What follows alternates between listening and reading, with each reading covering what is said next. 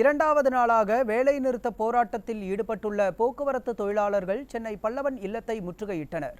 இது தொடர்பான கூடுதல் தகவல்களை தலைமை செய்தியாளர் ஜெயக்குமாரிடம் கேட்கலாம். வணக்கம் ஜெயக்குமார், இது குறித்த கூடுதல் விவரங்கள்.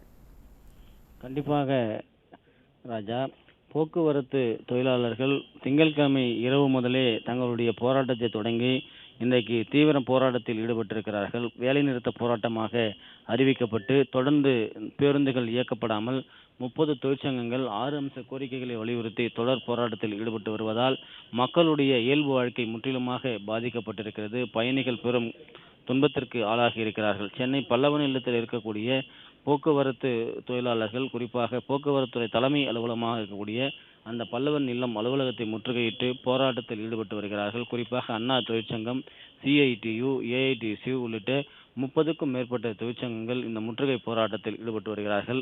குறிப்பாக ஆயிரக்கணக்கான போக்குவரத்து தொழிலாளர்கள் தங்களுக்கு வழங்க வேண்டிய, அதாவது ஊதிய உயர்வு பேச்சுவார்த்தையை தொடங்க வேண்டும். அதே போன்று ஏற்கனவே இருக்கக்கூடிய தற்காலிக பணியாளர்களை பணிநிரந்தரம் செய்ய வேண்டும். பழைய ஓய்வூதிய திட்டத்தை நடைமுறைப்படுத்த வேண்டும். புதிய ஓய்வூதிய திட்டத்தை கைவிட வேண்டும் உள்ளிட்ட கோரிக்கைகளை வலியுறுத்தி இந்த போராட்டத்தில் ஈடுபடுகிறார்கள். தங்களுக்கு கிடைக்க வேண்டிய முழு அந்த சலுகைகள் கிடைக்கிற வரை தங்களுடைய போராட்டம் தொடரும் என்று எச்சரித்திருக்கிறார்கள். தொடர்ந்து போராட்டம் தீவிரமடைந்திருக்கிறது.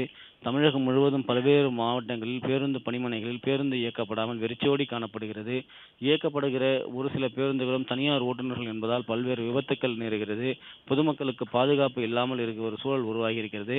எனவே உடனடியாக அழைத்து பேசி போக்குவரத்து தொழிற்சங்களுடைய கோரிக்கையை நிறைவேற்ற வேண்டும் என்பதே அனைத்து தரப்பு மக்களுடைய, பயணிகளுடைய எதிர்பார்ப்பாக இருப்பது குறிப்பிடத்தக்கது.